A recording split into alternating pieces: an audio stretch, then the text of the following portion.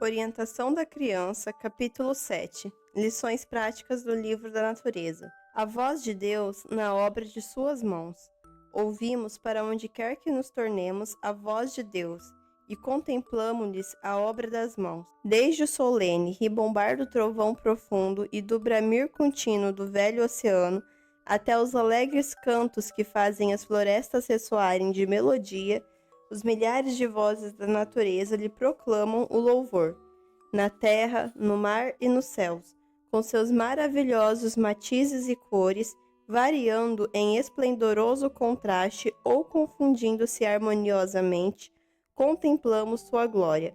As colinas eternas falam de seu poder, as árvores que balançam seu estandarte verdejante à luz do sol e as flores em sua delicada beleza apontam para o Criador. A vívida relva que cobre o solo escuro fala do cuidado de Deus pelas suas mais humildes criaturas. As cavernas do mar e as profundidades da terra revelam-lhe os tesouros. Aquele que colocou as pérolas no oceano e a ametista e o crisólito entre as rochas é amante do belo. O sol, elevando-se nos céus, é representação daquele que é a vida e a luz de tudo que ele fez. Todo brilho e beleza que adornam a terra e iluminam os céus falam de Deus. Esquecer-nos-emos, pois, do doador, no uso de suas dádivas, antes levem-nos elas a contemplar-lhe a bondade e o amor. Tudo que é belo em nosso lar terrestre lembra-nos do rio de cristal e dos verdes campos, das árvores que balançam e das fontes vivas, da cidade resplandecente e dos cantores de vestes brancas de nosso lar celestial. Mundo de beleza que nenhum artista pode desenhar, nem língua mortal descrever. As coisas que o olho não viu e o ouvido não ouviu e não subiram ao coração do homem são as que Deus preparou para os que o amam. 1 Coríntios 2:9. Do amor e do caráter de Deus. As mães não devem estar tão preocupadas com o artificial e sobrecarregadas de cuidados que não possam ter tempo para educar os filhos no grande livro de Deus da natureza.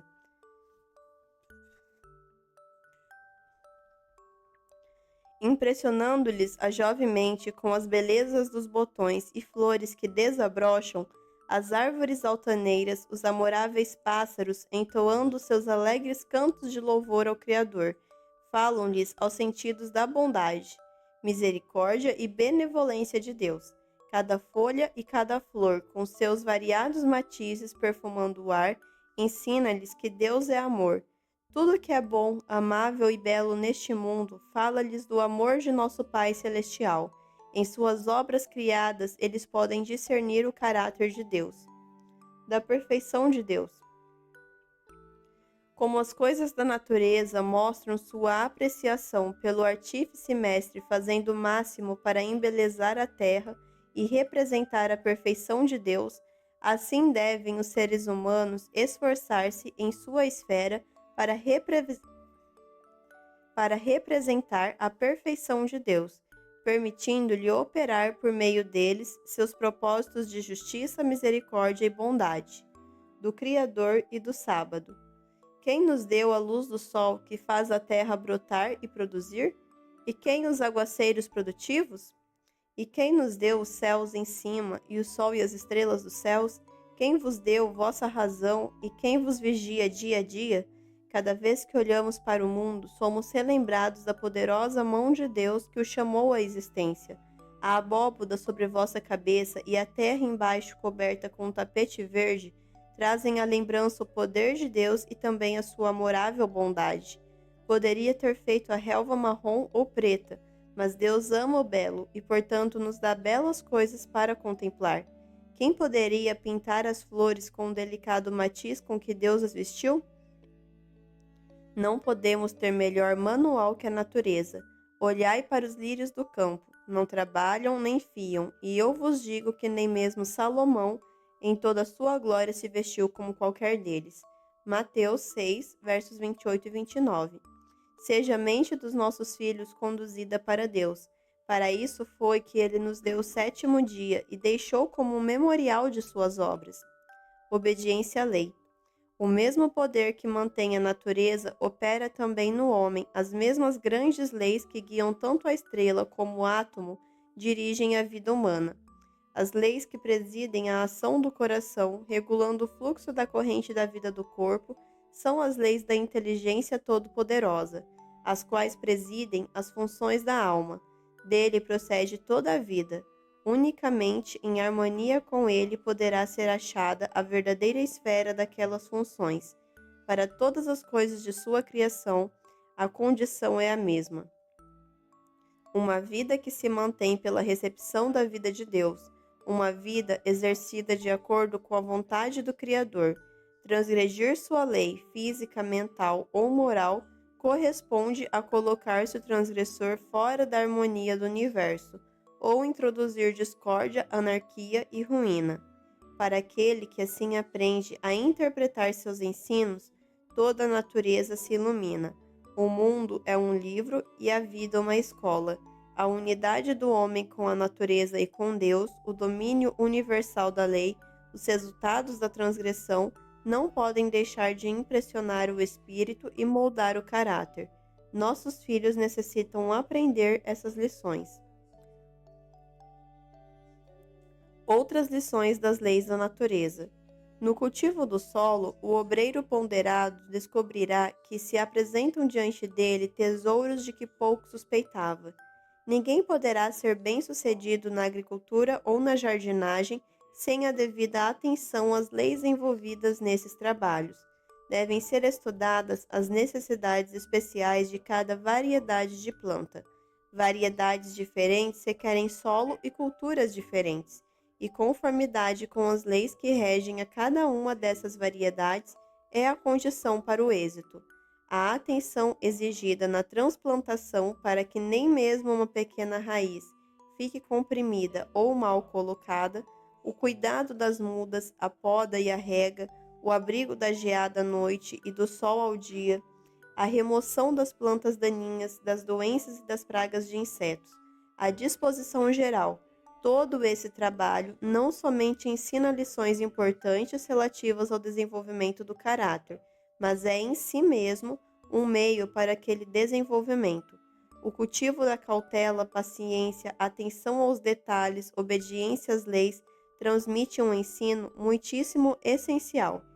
O contato constante com o mistério da vida e o encanto da natureza, bem como a ternura suscitada com o servir a essas belas coisas da criação de Deus, tendem a despertar o espírito, purificar e elevar o caráter, e as lições ensinadas preparam o obreiro para tratar com mais êxito com outras mentes. Lições da semeadura. A parábola do semeador e da semente comunica uma profunda lição espiritual. A semente representa os princípios semeados no coração e seu crescimento ou desenvolvimento do caráter. Tornai prático o ensino a esse respeito. As crianças podem preparar o terreno e semear a semente, e enquanto elas trabalham, os pais, o professor, podem explicar-lhes o jardim do coração com a boa ou a má semente ali semeada. E assim, como o jardim deve ser preparado para a semente natural, o coração deve ser preparado para a semente da verdade. À medida que a planta cresce, a relação entre a semeadura natural e a espiritual pode continuar. Ao ser a semente lançada no solo, poderão ensinar a lição da morte de Cristo, e ao surgir a erva, a verdade da ressurreição. Cultivar o jardim do coração. Do cultivo do solo podem-se aprender constantemente lições. Ninguém se estabelece em um trecho de terra virgem com a expectativa de que pronto ela forneça uma colheita. Deve-se empregar no preparo do solo um trabalho diligente, perseverante, bem como na semeadura e cultura da plantação. Semelhantemente, deve ser na semeadura espiritual, o jardim do coração deve ser cultivado. O terreno deve ser lavrado pelo arrependimento. As plantas daninhas que abafam o bom grão devem ser arrancadas. Assim como os solos de que se apoderaram os espinhos só se pode readquirir mediante trabalho diligente. Assim, as más tendências do coração só se podem vencer por um esforço decidido em nome e no poder de Cristo. Crescimento na graça. Falai às vossas crianças a respeito do poder de Deus de operar.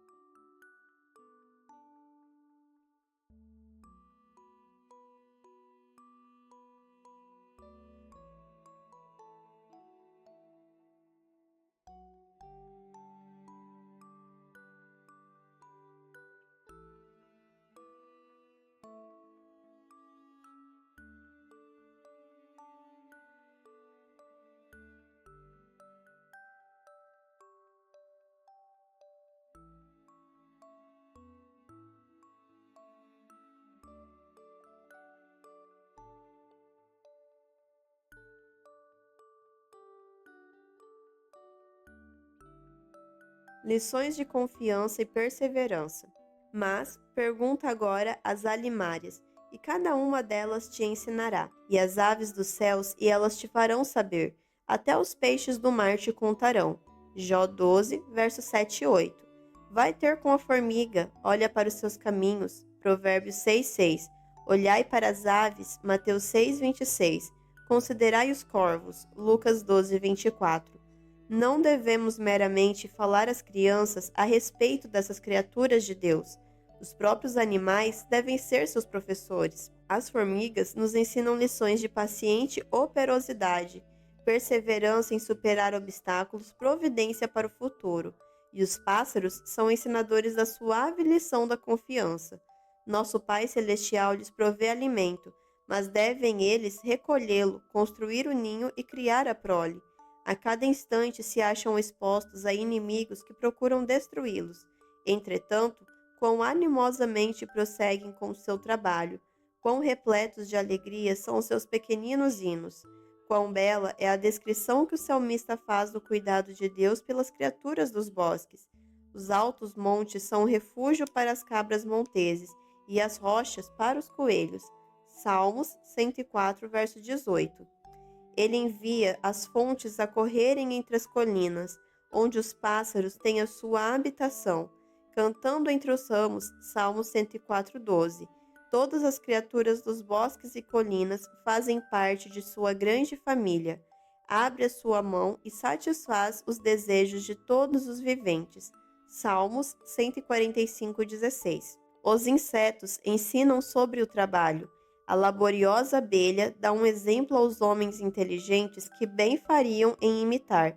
Esses insetos observam perfeita ordem e não admitem nenhum ocioso em sua colmeia.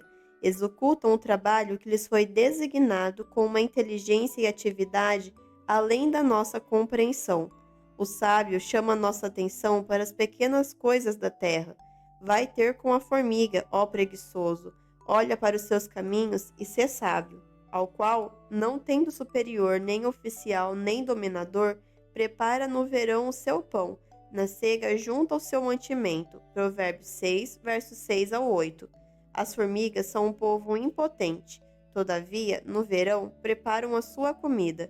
Provérbios 30:25. Desses pequeninos professores, podemos aprender uma lição de fidelidade, caso melhorássemos com a mesma diligência as faculdades que um Criador todo sabedoria nos tem concedido. Quão grandemente aumentaria nossa aptidão para a utilidade. Os olhos de Deus estão sobre a menor de suas criaturas. Não considera ele, então, o homem formado à sua imagem e dele requer correspondentes juros por todas as vantagens que lhe tem concedido?